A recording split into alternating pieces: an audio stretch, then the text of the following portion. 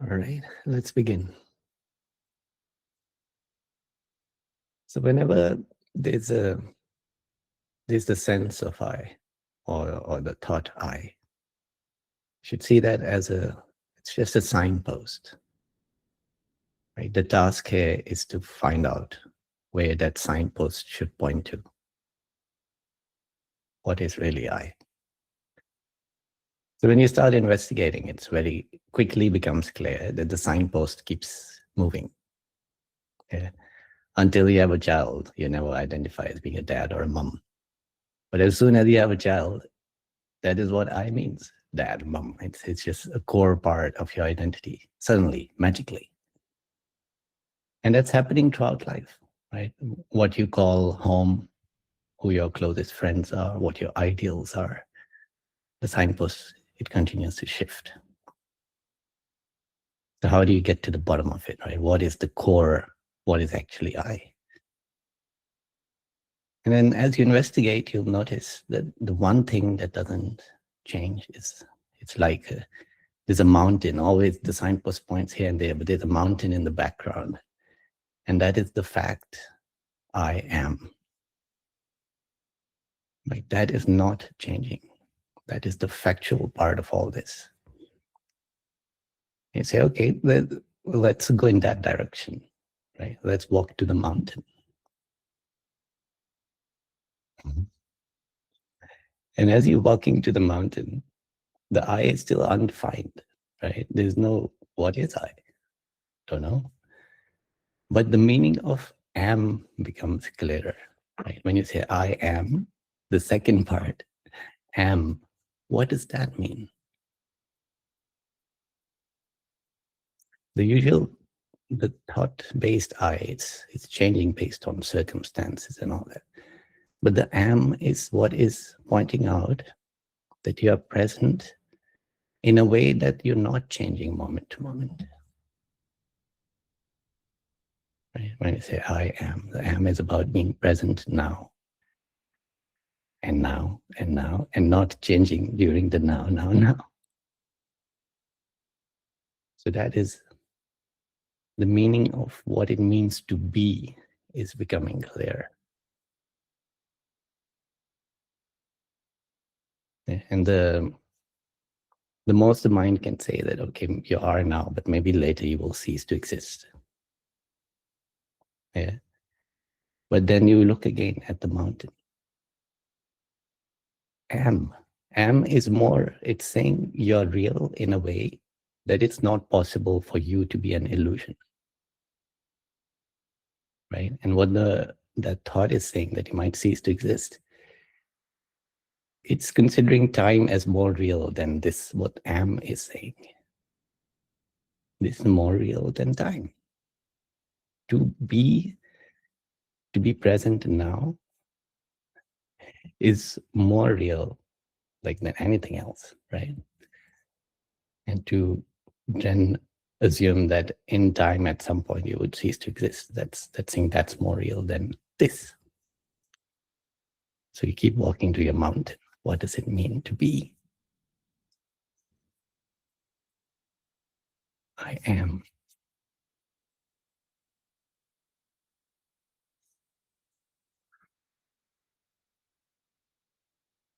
And after a while, you see the signpost, it keeps moving in the wind. But now you have a landmark. You don't need that. The I always means to be present, real, aware. That is the meaning of I. But what's the point of all this anyway, right? All those questions which humans ask, like, oh, is life worth living? What's all this suffering for? What's the point of life? What happens after we die? It's all because the worldview is built around not knowing what you are. What does I even mean?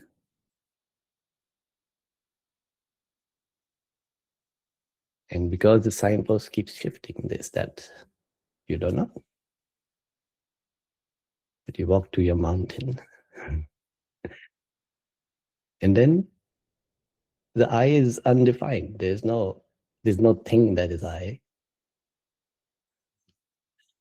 but you are real, present, aware. And then you are the mountain.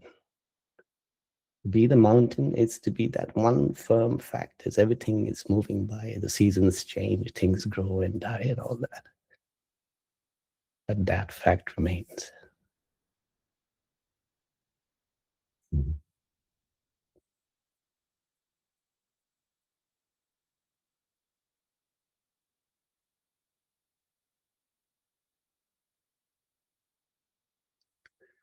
All right. Who would like to ask a question? Yes, GC. Hi, Nabil. I don't even know what my question is. As I was listening,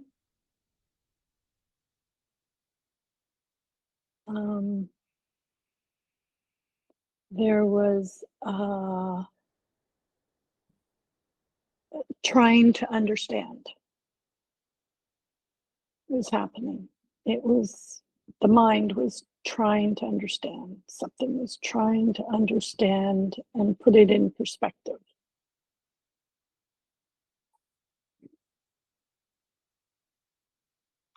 And then there was a millisecond where I heard the message, and now anger is here.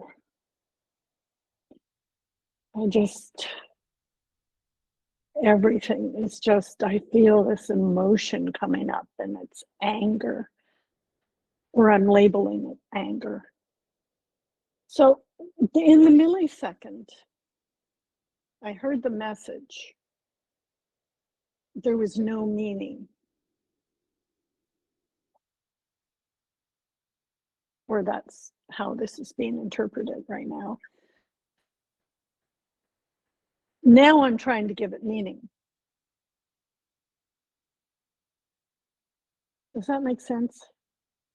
The message was not that there's no meaning. The message is to find out what you are. What does I mean? Right? What is the anger about?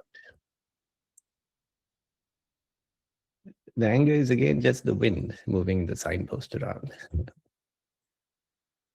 Okay. We find that landmark. When you say you are, right? I am. What is that telling you? Are you eternally angry? No, right? Anger is just a thing passing by. Right. Once you're not referring to the shifting signpost, you look from what you are. That's all. The standpoint changes. It's not wrong to try to understand. That happens at one level. Mm-hmm. At another level, it's intuitive.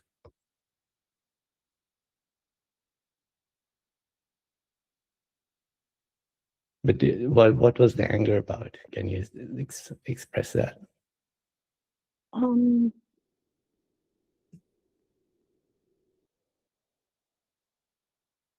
There was something that was touched with your message. Something was known to be true. And then there was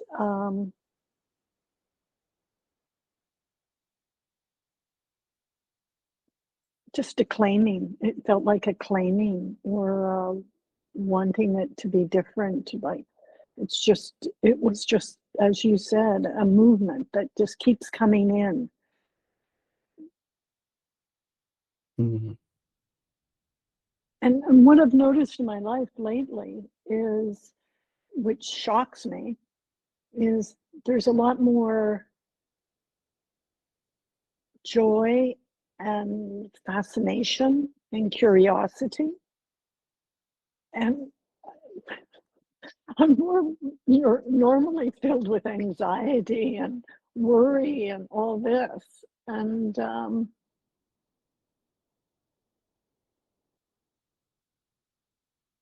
but the more I listen to your videos and read similar material, there's this joy coming in. But then there's the conditioning, the habit, the usual things, patterns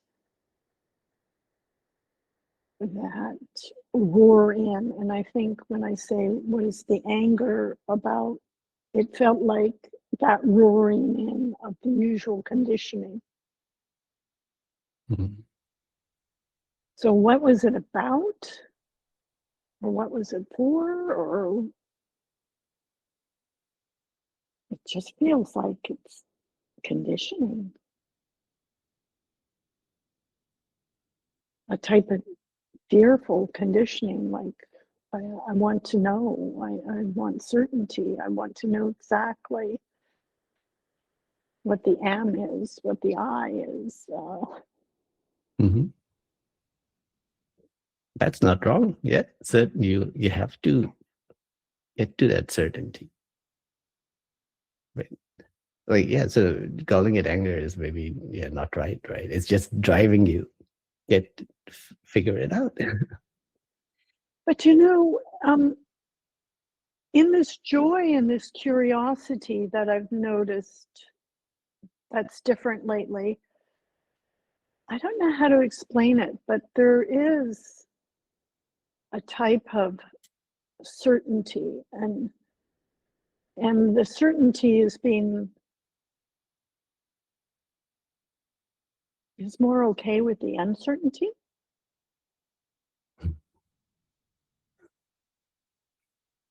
Yeah, like I said, the I is still undefined, right? How can you define infinity? How can you define awareness except by being aware? You know what you are, but you can't define it. You can only put words on it and so on.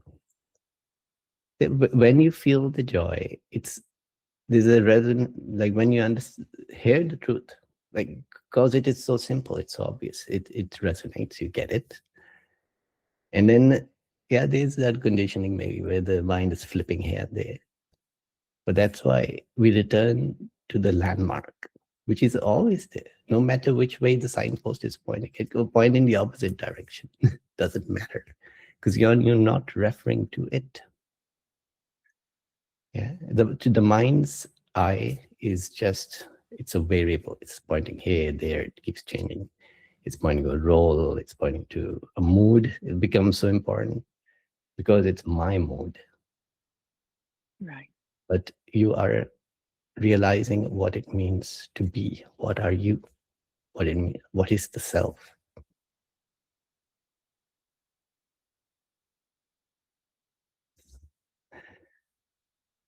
In one of the early videos, I covered this passage from a Zen master. It said, mountains do not lack the qualities of mountains. Therefore, they always abide in peace and always walk. Okay? He talks about mountains walking. He says, mountains walking is like humans walking. But because you don't know your own walk, you should observe the mountains walking. The mountains do not lack the qualities of mountains, right? You do not lack the qualities of you-ness. So what you are, you always have that quality. It's never coming and going. Yeah. And it's the same, anything you observe, anything you know of. You know that's how it is. The sky is always sky, wind is always wind. Mm-hmm. How can you be something that keeps shifting and changing? No. You always have the quality of what you are, which is quality of being aware, real. The am captures all of that, right? When you look at it, the am. I am. What is the walking about? Mountains walking. Obviously, mountains don't move when they walk, but he's saying mountains are walking. So when you walk on the road, you can observe like usual senses of I'm moving through space, I'm walking. But if you look, open your vision there, include the periphery, it looks like, oh, I'm still, everything's passing by. It's just a change in the standpoint you take.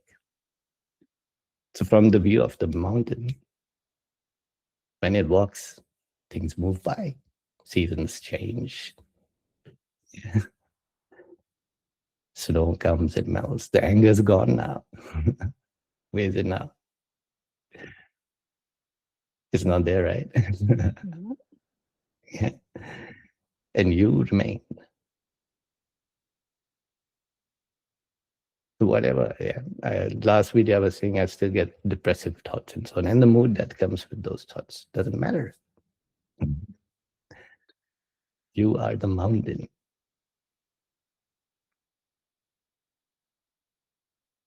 Yeah, I see the hook of the signpost. Thank you. That was very nice. Thank you. Thank you.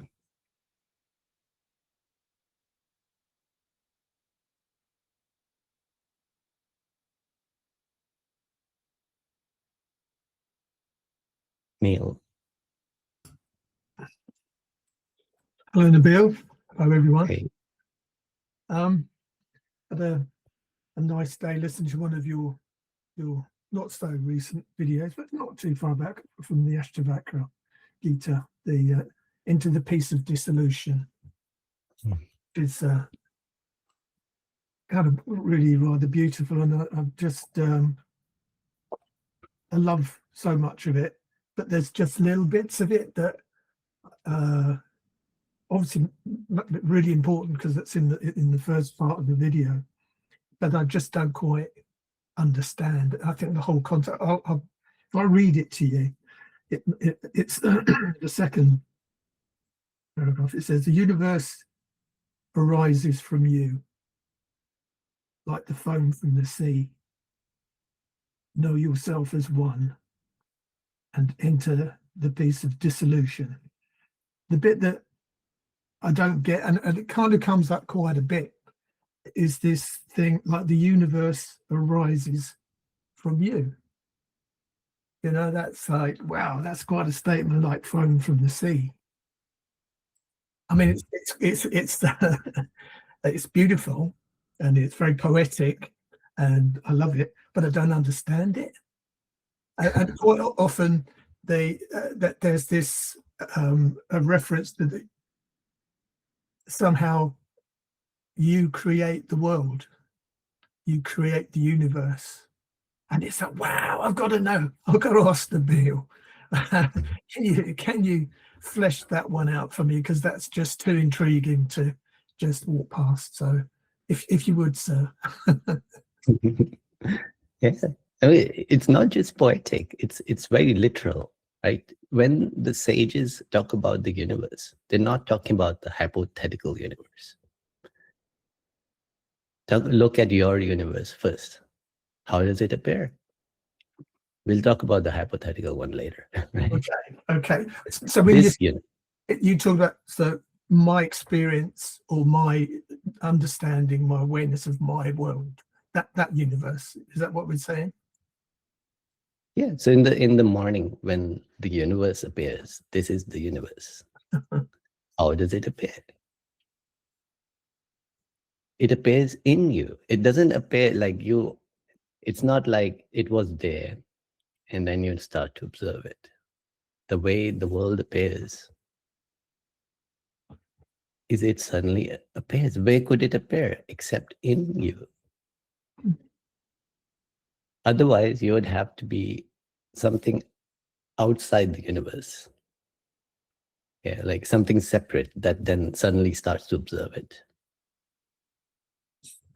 But it's entirely subjective, right? We know that. all of this is entirely subjective. So where can a subjective world appear? Except in awareness, Yeah. which is what you are. Okay. Like if you're really curious, you can start to examine this as you go to sleep, right? And have the intention, I want to observe. When I wake up, I want to catch that moment and observe it. You try to observe as you flutter between dreams sometimes. Don't care so much about the content of the dream. We want to see where did this dream suddenly pop up from. I know you've Find talked it in one of your videos. You've already, a little while ago, you were talking about observing the mind disappearing, and maybe it wasn't such a great way of doing it. That's what we're talking about here. Yeah. So yeah, that one, the warning was, if you try to catch yourself go into sleep, that can be quite horrifying if you approach it a certain way with a certain identity. But dreams are easy, right? When you already gone to sleep and then you're fluttering between wakefulness and sleep, you're very peaceful. Yeah. And that's where it's quite, you can investigate. If you have that curiosity to inquire, you can investigate too. And it doesn't need to be a full-on dream even, like just you see a vision. Where did it come from? Where was it? What kind of space does that exist in? And it becomes to clarify that how subjective what we call the world is, and all that it exists in is just pure awareness. And pure awareness is not, it's just, you can't quantify it, you can't qualify it. There's just no experience to pure awareness except being aware, is where all these worlds are appearing. So now we can talk about the hypothetical universe. What is it, right? It's just all these separate subjective worlds, separate, but all these lives, right? They are the universe. The universe is not a thing. If there's no experience, what is the universe? It's nothing. Mm-hmm. Matter, like when we break it down, we don't find a solid thing at any point. Right? So if there's no experience, the universe is nothing. So the universe is all these lives appearing in awareness. That is the universe. I don't just mean lives, human lives. I mean all lives in this universe, or any universe. They must appear in that reality which makes subjective experiences possible. So is this kind of going to the thing about like deep sleep, the dream state and the waking state? The dream state and the waking state are all dreams. It is all actually a dream, and only the ground state or the deep sleep, that is reality in effect. Is this where we're kind of, is this the kind of realm that we're going to here with that? Yeah, but dreams and deep sleep, they're still a bit, it's still investigating with the tools you have on hand. Yeah. Even deep sleep, it's still relative to this life, right? When one body is in deep sleep, another is experiencing. But it points you to what that ground state is, your ground state. What is it? It is just purely being aware. Experience may be present or not. The ground state is still there. That is the ground state, being aware. Whose ground state? It's just the base state. So this investigation is just helping clarify it, and we just use the tools we have on hand. But we shouldn't go so far to say like deep sleep is the absolute state. Actually, it's, yeah, because deep sleep is relative to one body, one mind. It's actually, you're still observing this body, but experience has shut down for this particular body. I still find it incredibly intriguing. I feel like there's some bits missing to my puzzle still, you know. I still feel like there's maybe a deeper understanding or a clarity that I don't actually quite get. Not going to give up, not giving up. I intend to, you know, continue with the investigation, but I don't know. There's still like a space there, something, like I said, a little bit of the puzzle that isn't quite slotting in. But yeah, but thank you for grilling me. You promised that you would do that, so thank you for that. Thank you. Thank you.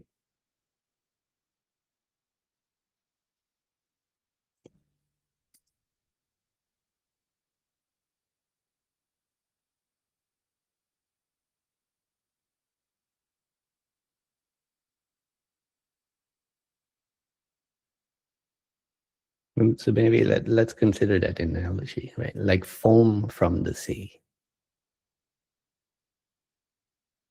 That is when you try to question what is experience. Yeah, even when you get to there's awareness, but then there's experience and there's no experience. So what is experience? That is the form. Because when you look at something, there's still a duality that thing is now like the phone here or the computer. It's insentient, right? It's not, but there's sentience and there's the insentient phenomena. The thing cannot be what is aware. Thing is what you are aware of. But then you can break that down also. Like what is being experienced is not a thing. Every dimension of what you would describe, the color, the shape, this just a little movement in awareness. It's just a dimension of awareness. You pull it this way, you put that way.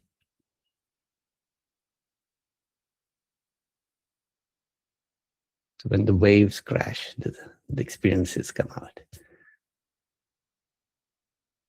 Still the ocean's moving.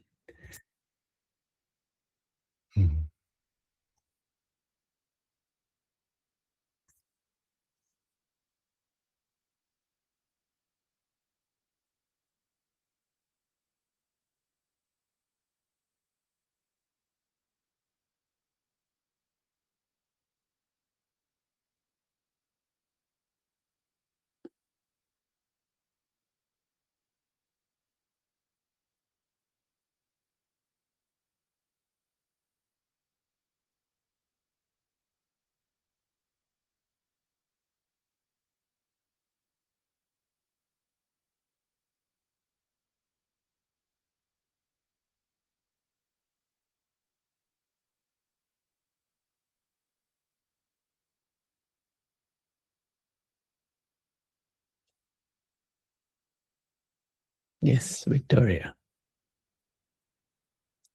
So, Nabil, in the experience, is awareness the one that observes the experience, or is it the experience itself, or the creator of the experience, or all of it, as in a dream? So when you get to the bottom of it, there is no subject and object duality. Right? That's the main point. There is no duality between subject and object. So when there's experience, you could frame it that it does feel like that. Yeah, that's the general feeling that there's a subject and then there's the experience being observed. But as we look at it clearer, there is no subject. There's no subject to find, right? It's just the experience. And what the experience is awareness in action.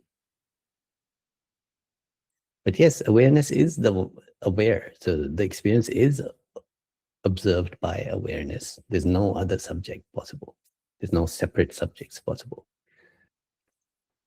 But in the happening of the experience, it's actually more amazing that the experience itself is awareness in action. It's like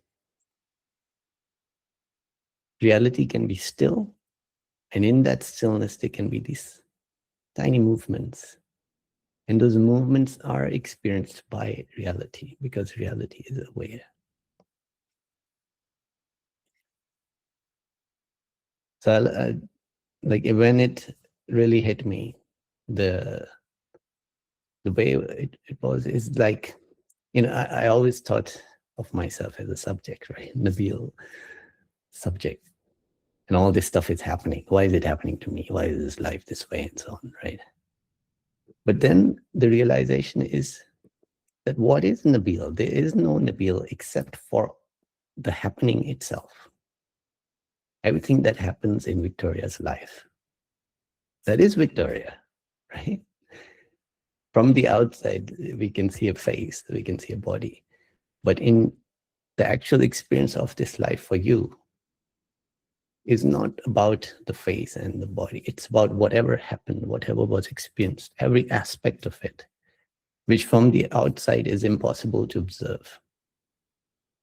That is Victoria's life. That is the happening. And that is what Victoria is, the entire happening. So it's not wrong to call it a universe, right? When Neil was talking about universe, to the sage, that is a universe. It is immense.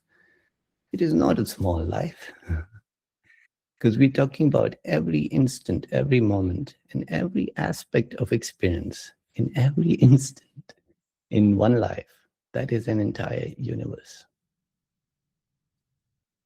And in that universe, you find who you are. Because even that universe is not big enough to contain you. You are the awareness in which all that happened, the entire happening. And then the duality comes crashing down. What's subject, object? Yes, the experience is awareness in action. And yes, awareness observes the experience.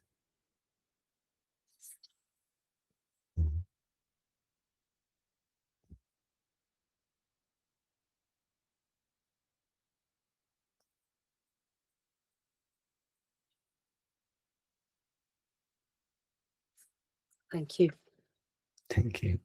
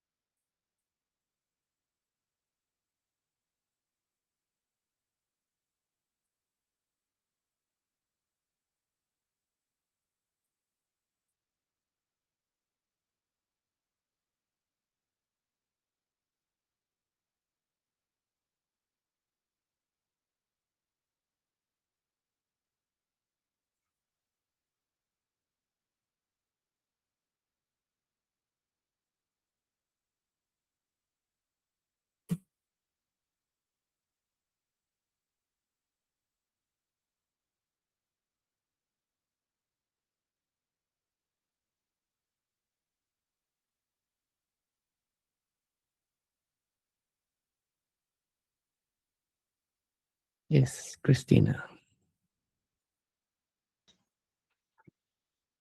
I would like to know something about Jesus. I was talking to a Christian friend, and she asked me, what you say is so empty. We are all awareness, and Jesus Christ, I'm so in love with him. And what you say about a task in life a person could have, it sounds like awareness is everything, and it feels a little bit like there is no doing, no plan. Did I explain myself? Hmm. Do you feel that way, or is it just the? I don't feel that way, but talking to other persons is really difficult for me to. I try to. When she says this very glad eyes, she's so happy with her relation with Jesus. I say, yeah, it's fine that you're so happy. I'm glad about it. Yeah, I mean, this Could is you not. elaborate something about it, or it seems too stupid? It's right. Like if I were to design a religion that was easy to spread, it would not be this. You don't go and tell people you don't exist. Non-duality is not. It's not. It's only for. See, even among those who are interested in these questions, most are still just interested in progress, their own spiritual progress. It's a very tiny, the odd ones out, which you drop into this final hole So of it wanting really to does. do. Mhm. It really doesn't make any sense to talk about it. Yeah, I tried may to, not. and I just I didn't get anywhere. When I started this channel, right, I thought, okay, who's gonna listen to this? But okay, just put it out there. Yeah, but actually, YouTube does a pretty good job of finding those who might be interested. It's like a tiny portion of, but sometimes it shows it to the wrong people. Like, oh, I say, okay, as soon as I see the comment, I know, okay, yeah, that shouldn't have shown it to that one. Okay. Look, it is, you can definitely have simpler versions, simplified versions, trying to represent the truth, and they appeal more to the standard view of the world, right? But you look at what Jesus was saying and you try to understand, and he is saying the same, right? So if you come up with a version where you're just loving a personal Jesus, everybody wants one, a personal Jesus. It's not trying to Yeah. understand what Jesus expressed. And if you say something is empty without ever seeing from that standpoint, it's, you don't know. Yeah. It's empty from the outside. When you think of awareness as a thing, It's when the empty when I mind, try to explain it. When I try to explain it, it seems there's nothing I can say. yeah. Like when we say, like one of the things he said, oh, nothing is planned. And but what did Jesus say? He said, not my will, but thine be done, right? He's giving up his control. Not my will. He's Yeah. given it up. Yeah. So it's the same thing, saying a different way. Yeah. Before Abraham was, I am. What did he say? Yeah. He risked getting stoned by saying that. He said it to people who believed in Abraham as the greatest prophet. He said, before Abraham was, I am. He's placing not himself before Abraham. He's saying, I am. That actual fact of existence, that's before, that predates Abraham. Yeah. I'm So it's just all the clues are there. But religion has taken it and commercialized it, right? It's often turned into a business for power, and there's very few in each religion who got to the bottom of it, and they are usually the outcasts, right? The one who were tried by the court, like Meister Eckhart and those kind of. Okay. Thank you. But what does happen is you can start to feel like you were talking about joy, GC. Yeah. You know that? نون ببرم؟ برای من؟ یا برای نون میخوای؟ نون تو بخور. I think he's accidentally gone off mute. Let's mute him. I think he's gone. So what this is giving many people is something beyond the superficial life, right? It's you're turning to something deeper, and that part is why religion is so strong. It's giving you something more. You look up to something bigger than yourself, and while still being a little self, you feel like there's a higher self. Mm-hmm. And that is the appeal of how it can be used, right? But it's not getting to the truth, which is what those tiny portion of odd kind of minds want to get to. Yeah, I think I struggle with when I listen to you. It seems all the truth perfect. I love to listen to your podcasts, and it seems so clear. But in the daily life, I don't have anybody to talk about these things, and so normal life is a little bit difficult in comparison. So you said something about it. You said when you are with your daughter, you're just a normal father and things like that. I would like to have something more about it. How to live a normal life, knowing about this. Yeah. So let's just go back to that analogy, right? The signpost keeps moving. Yeah. So when I'm with my daughter and she says, "Dad, I am Dad." Yeah. And you play the role of dad. But it doesn't change the truth. Yeah. That landmark is there forever. And when you look in her eyes, I look in her eyes, what is she? Yeah. So you just keep that fact in mind. What are you? What is everyone else? Where did this universe appear? You're just aware of that fact. The rest is the same. Okay. It works the same way.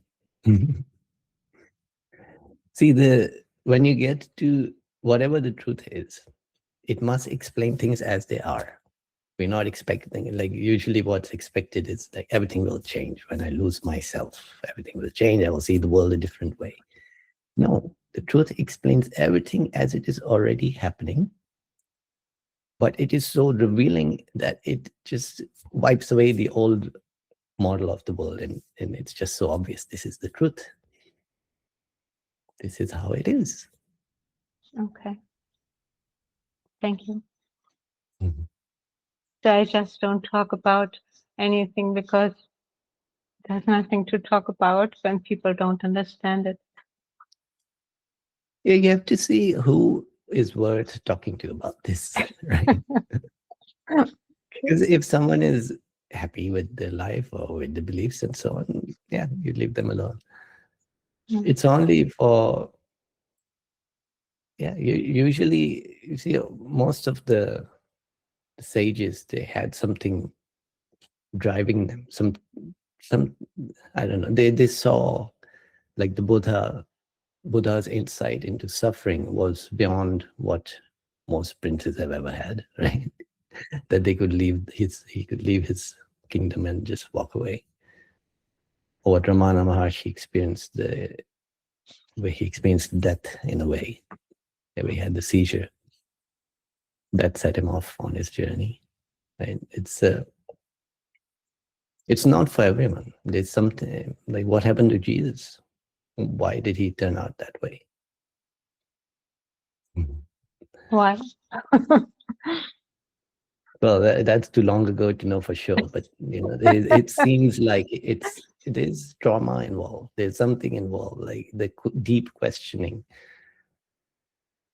Yeah, since the way he phrased everything is about his father, and he never knew his father, so maybe it's about something to do with not having a father. But like there's some painful sharp end of the stick that pushes you this way. If you're happy with your life or you found a nice religion, you're never going to go this way. Mm-hmm. But those who become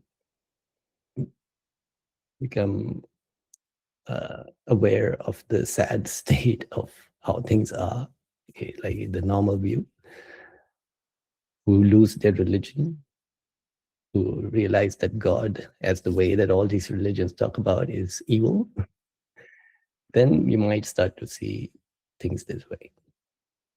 Mm-hmm. Thank you.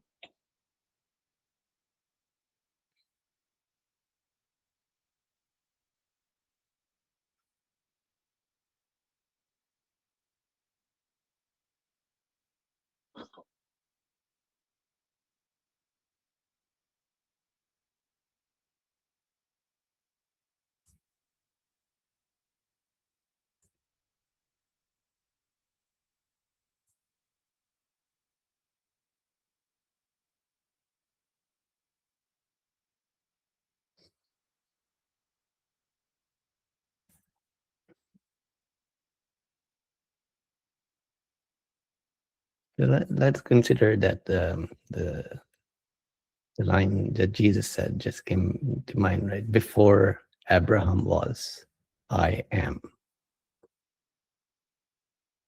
And he says this to try to explain what he has understood about God, about reality. So what he's realized is, again, that what he taught as I, this is not actually I. What that I am signifies is existence itself, consciousness itself. And of course, that was there before Jesus was born, before Abraham was born. And that's what he's trying to express.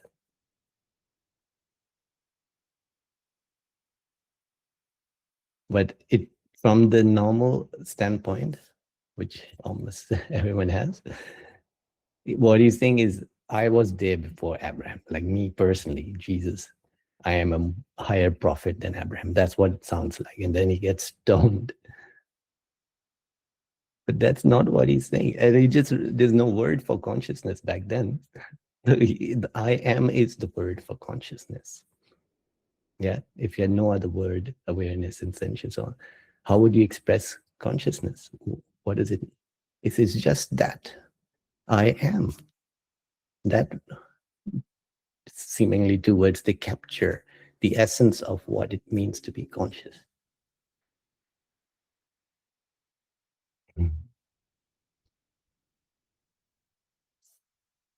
Yes, another. Hi, Nabil. Right. So the landmark and the signpost, I kind of get the land. I'm much. Can you talk about so I am awareness. It gets more and more clear. You feel it. It's so intimate. All the experiences, where do they come from? But yes, I am awareness. I'm aware of all this. But I know they say it comes from nowhere and all that, but like, I mean, it's so, the depth is infinite. When you just look at turn this towards the experience, what you're aware of. Where do they come from? Like, can you talk a little about that? I guess infinitely, it blows your mind. Like it's me also. It's I. The experience is also I. Can you talk about that a little bit? Yeah, I mean, look, when the base reality is awareness, then when events happen, like when anything happens, right? Let's say for trillions of years, nothing happens. Actually, there's no time. But then whenever something happens, awareness is there to notice it. But not everything is rising to the surface of experience. So that's a tricky one, right? Why does some stuff rise as experience and others seemingly doesn't? Well, I don't know. It's good that it doesn't, because I don't want to be aware the whole time of everything going on. But because, like, the analogy would be the ocean is aware. And in the ocean, if there's a fish moving, the ocean is aware of the fish. Now, in this ocean, the fish is not aware. The fish is not sentient. The ocean is sentience. How does sentience observe the fish inside it? It would become the fish in a way. It feels like I am the fish. I'm this little fish. And there's another fish there. And it's also experiencing, the ocean is experiencing all of the fish at the same time. Because the ocean is aware and not the separate little fish.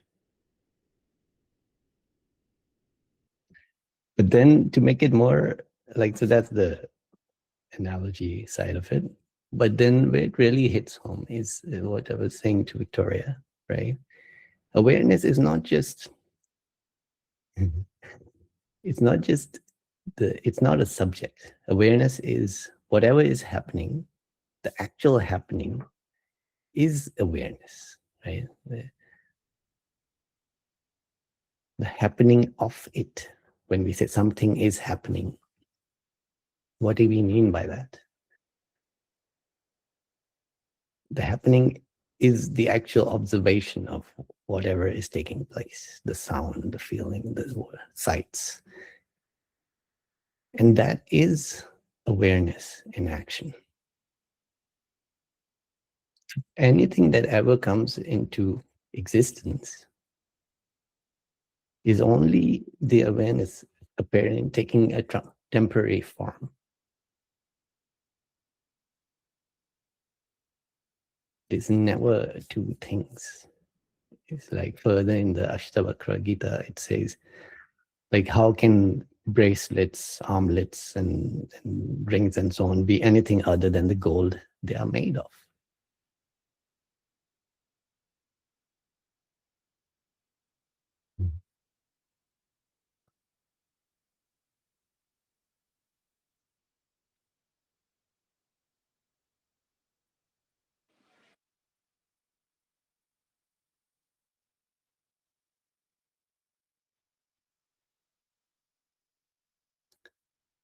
So there's still a lot, like the mind continues to try to split things into the seen and the seer, the sound and the one hearing. And that is exactly the duality which is wrong. There's no separate self-entity. Yes, GC. Thank you for that. That was brilliant. That's really just what I needed to hear. But oh, it's so funny. But now I just took these out. Can you hear? Yeah. Okay. So when you were saying, Jesus said before Abraham was, I am. But as you were talking, I'm going, okay, what's the difference between understanding this intellectually, it makes sense, and then like I'm missing something? There should be like a felt experience. I should know it from a different place. So, and I became aware I'm looking for an experience. And then your explanation of the ocean and the fish hit home.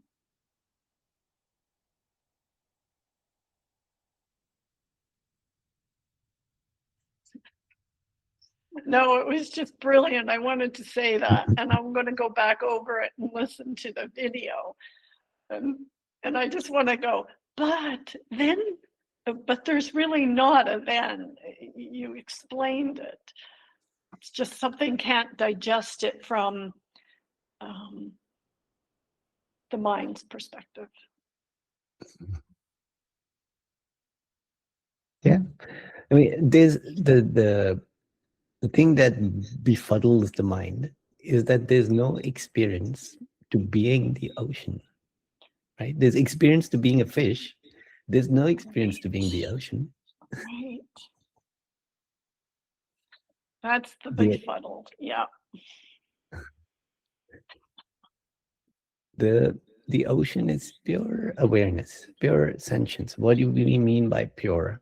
Means there's no experience in itself. It's just awareness. There's no experience to being just awareness. But in awareness, there can be all kinds of experience, but they will never be about, they will not be defining the ocean as a whole. They're just an example. Look, this is what you are. You are, the I am is the core fact of being the ocean, because nothing else, you can try to find something that is aware. There's no thing. Thank you.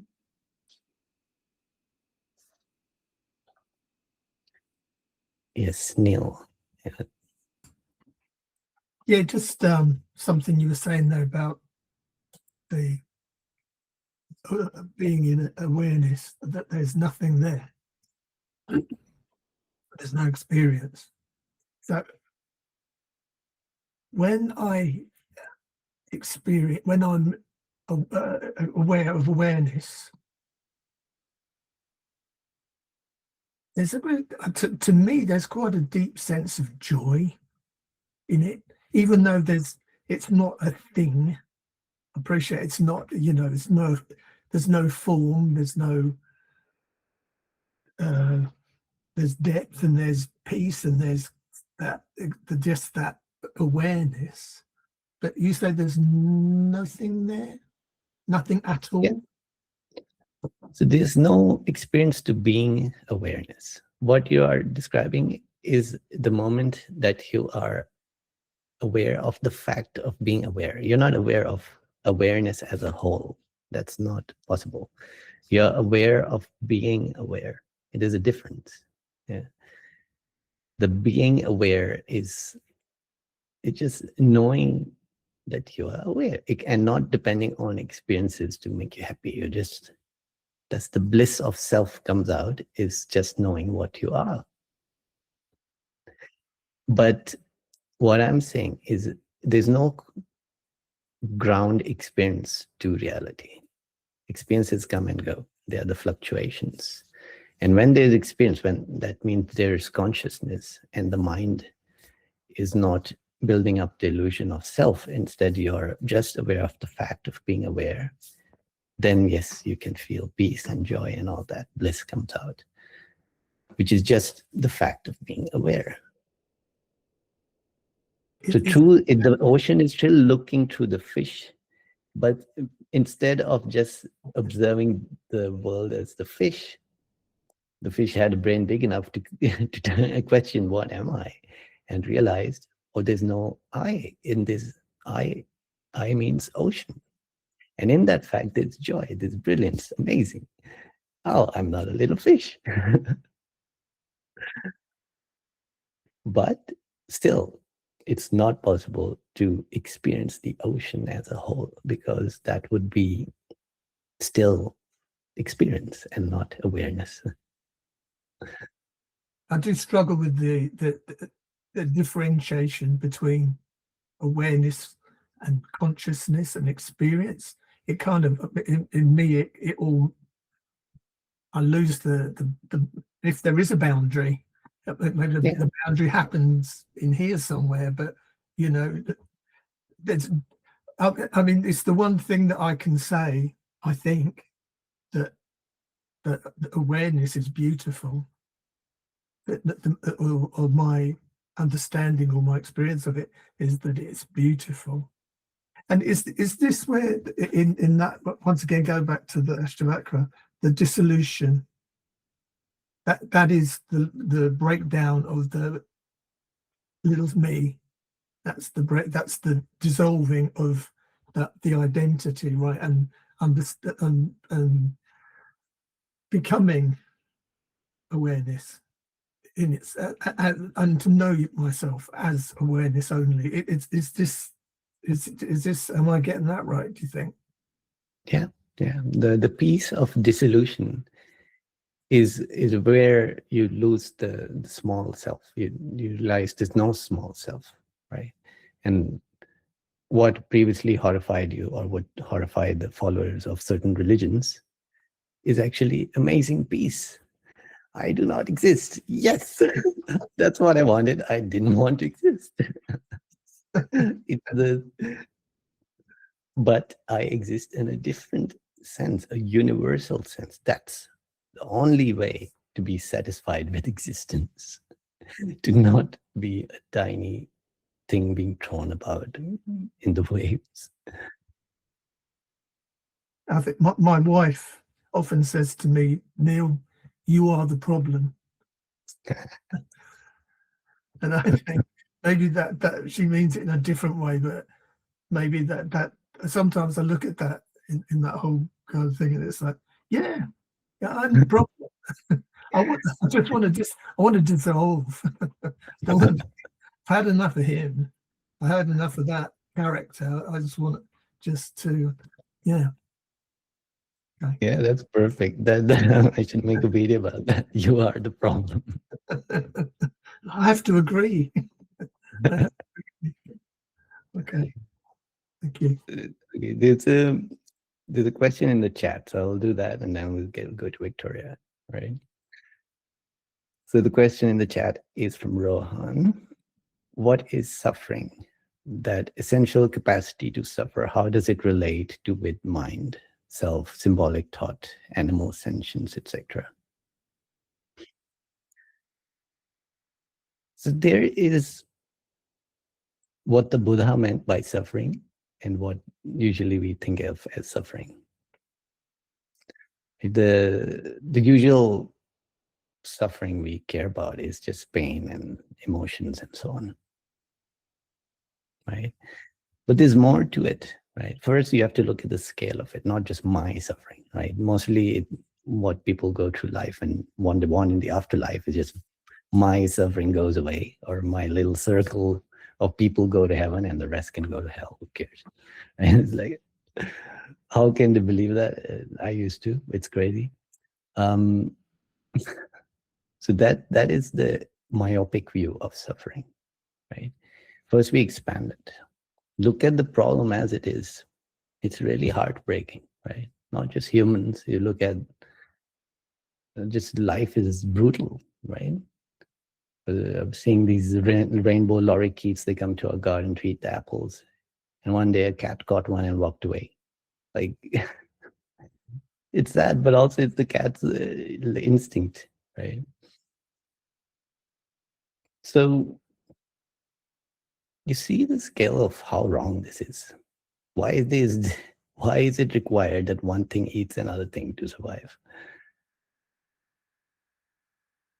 Oh, yeah, there's so many ways that you start to see this is life is like we struggle for it, we love it, but why?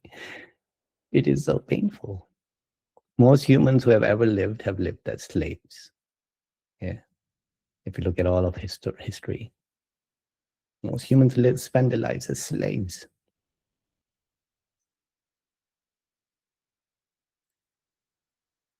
So suffering is seeing a life and not being able to find the saving grace. First of all, you see that, like, no, it's like, why is this cycle being perpetuated? And even if when you get wealth and happiness and whatever, after a while, it's just rotten. It's just empty. That's empty. Yeah. And that is what drives the questioning. If you really feel it, if you realize what suffering is, not my suffering, but the scale of it, and how life has to have, like, there's no balancing the scales if you just look only at life. You try to imagine then a God who will balance the scales, but how? By sending more people to hell? What? Yeah, I don't know, half an answer, but suffering is what drives this question. Who has seen not just their own suffering, but started to get an inkling of the scale of it, then you can go down this path. Because I'm not satisfied with Judgment Day, with half the, or more than half the race still goes to hell. Yeah. There was a portion in the holy book I used to subscribe to, where there's a group in heaven and God shows them people in hell. And all they can think of is, oh, thank God we're not in there.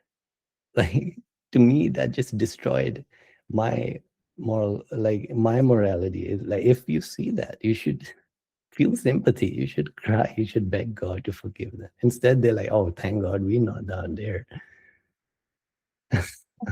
What? That is the complete blindness to the suffering and what would balance the scales.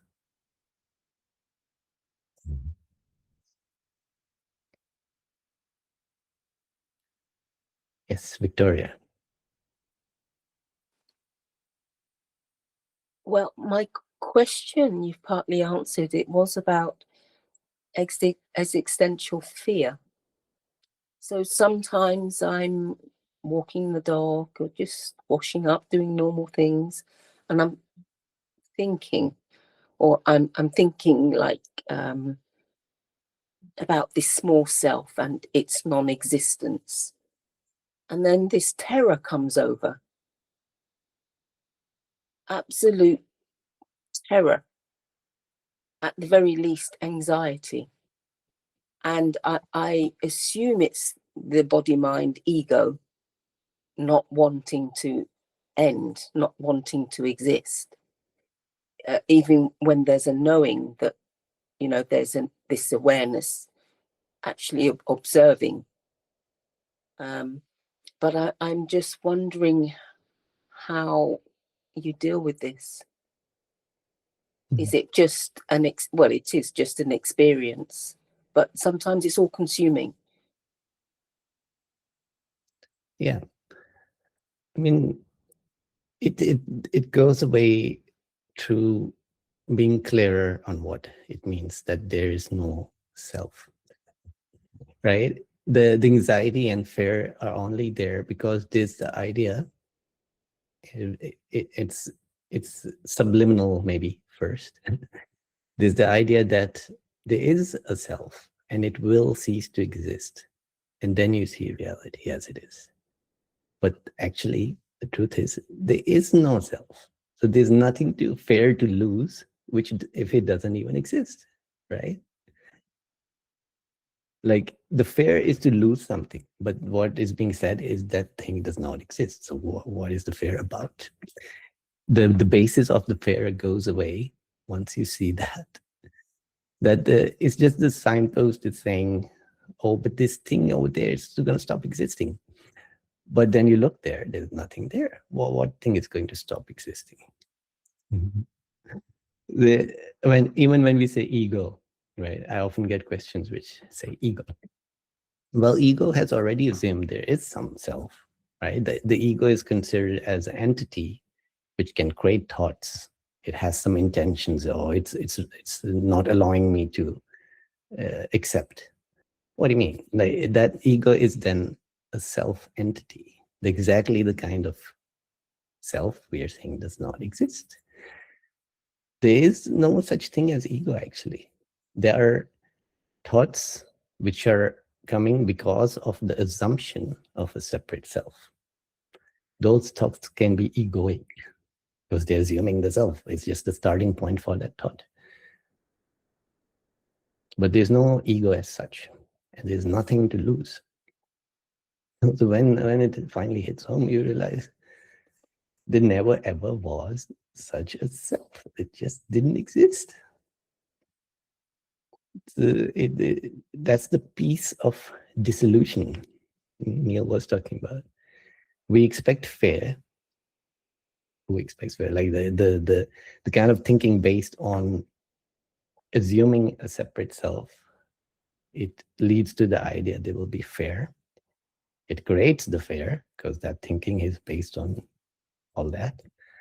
But what happens in reality is when you see that there's no monster under the bed, then the fear goes away. But it's not that you have to fight the fear or you have to experience it fully or so on. You just have to, you need a bit of clarity, a bit of walk to the landmark.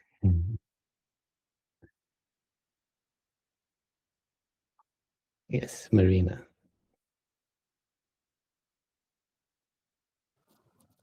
Hi, Nabil.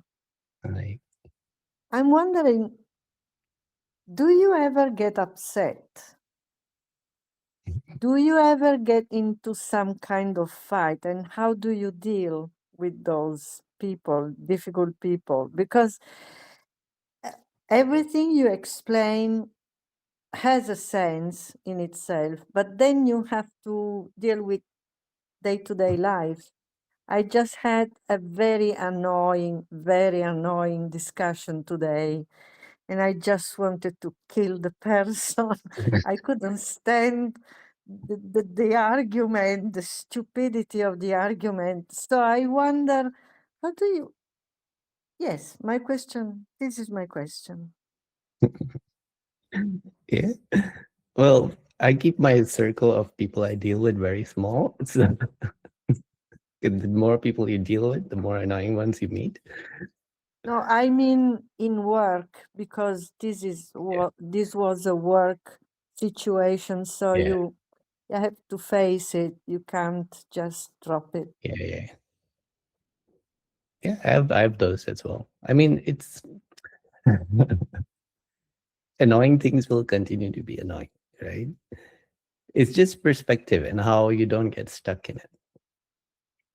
It's just flash of anger is fine, but if you get stuck in it, you can't go to sleep at night, then that's the one you should fix, right?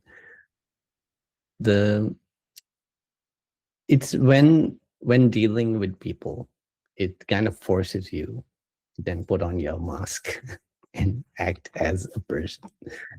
Right? Nisargadatta used to say, right? He used to say things like that, like, I forgot the quote, but it's like that. It's like you take on, for the sake of continuing to operate in the world, you continue to use your masks and your clothes and so on. But you know the truth, right? And even in that annoying person, what is behind the person is the experiencing of that life. And behind that experiencing of the life is awareness. And so there is the level we operate at and the level we know to be true. And you can hold them both at the same time. And you become more detached. In the end, the only people who can make me argue now are the people I love the most, right? The rest I can just ignore, which is true in most cases, right? The people you fight with the hardest are the ones you love, which is crazy. Because But they have those. sorry. Yeah, go ahead. Do you keep your stand? I mean, when someone confronts you with his or her ideas, and you have your own ideas as a person in the working world, if the arguments get really annoying, do you just drop your stand and you just leave it? I mean, think whatever you want. I don't care. At this point, I'm not going to get too deep into this argument to keep my stand on it. So I've become, at work, I've become more argumentative, I guess. Like previously, I was shy. I would just hold back. I would keep it to myself. Now there's less things to hold me back, and I don't care what people think. So you can end up being more blunt, right? But because you should be aware that you can be more blunt and offend more people more often now. So that should temper when we choose to say or to not say, right? You learn, it's like at some level the persona changes, right? Like, I used to be shy and never ask a question, never say anything. Now I end up being often quite the blunt, like very blunt, and I stop before. I don't like confrontation, so you should learn. You just see, okay, this is the point where I should stop. Maybe a few times you go wrong, and then you realize, okay, let's stop that. Yeah. It's just There's like, no because point. what's the, at the other level, your mind will be thinking, yeah, what's the point of all this? Because you've seen how, what are we going to achieve in this life, whatever work we do. Like, when we do it with like laser focus, but you also know that what's the It's point of it? kind of pointless. Sometimes it's maybe just for the sake of having an argument. I don't know. It's something like there is no point in arguing. Yeah. Yeah, I mean, dealing with life with this knowledge is an interesting game.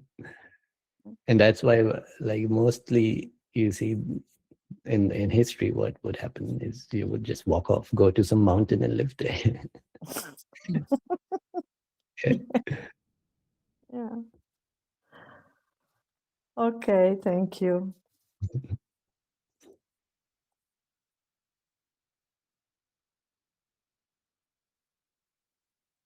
All right. Any last questions or comments? Yes, Leslie. Thanks, Nabil. I was just wondering, just getting back to this point of suffering, the extent of suffering.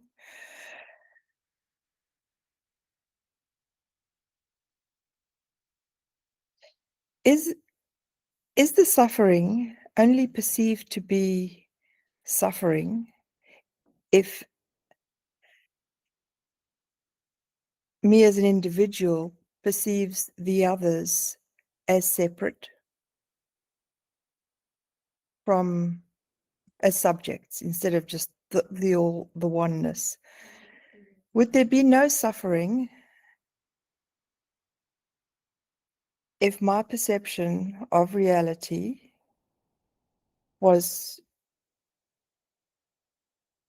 taken from the standpoint of being aware that everyone is just part of this whole big machination, like all the cells in the body make a body.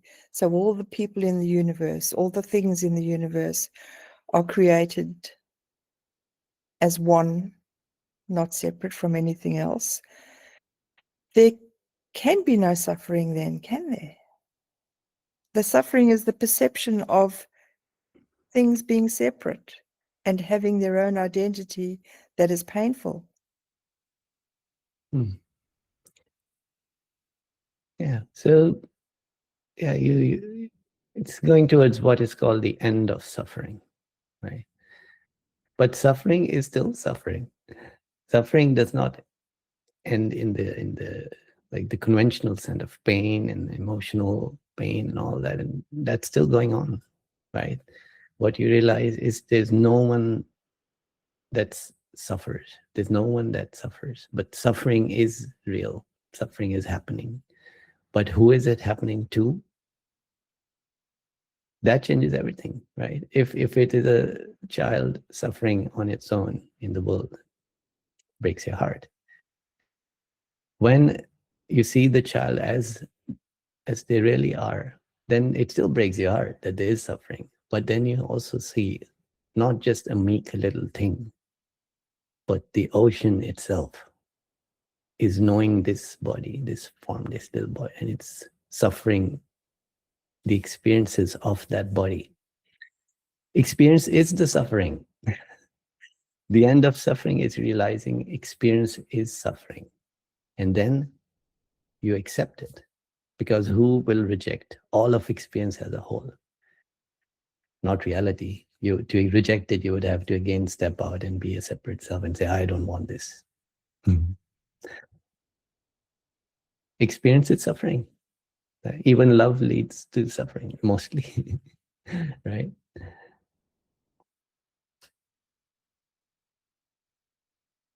The end of suffering is realizing there are no separate sentient selves that suffer individually, live and die and get reborn.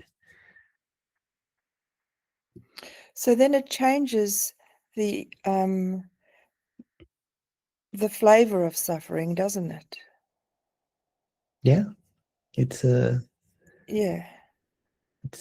it's just because then you have to either reject all of experience as a whole or embrace it, because that's how it is.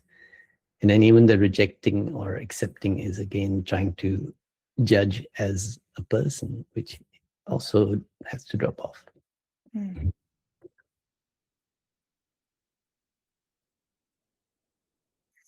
Yes, so then suffering doesn't become something that's a bad or a wrong or to be conquered or to be fixed.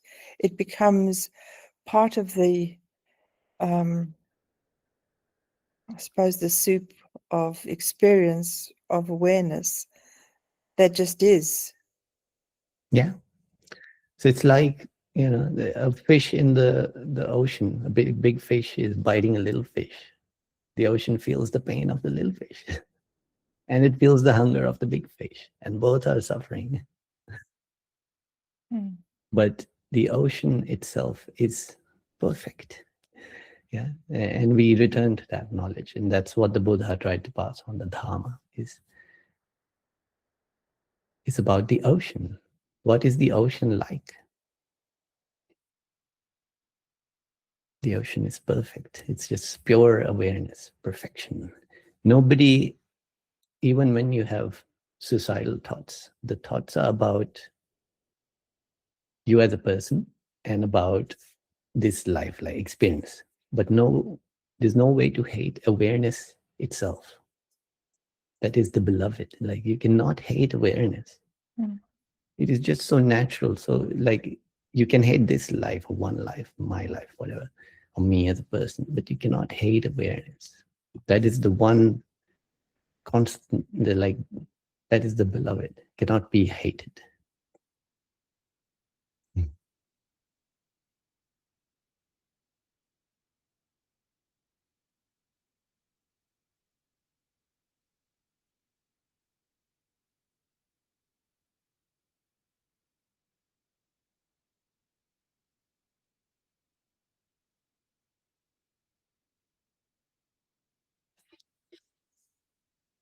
All right. Thank you all for joining. And we might do another one this Saturday because I'm on leave. Thank you and have a happy New Year. Thank you, Nabeel. Thank See you you. next time. Thank you. Thank you.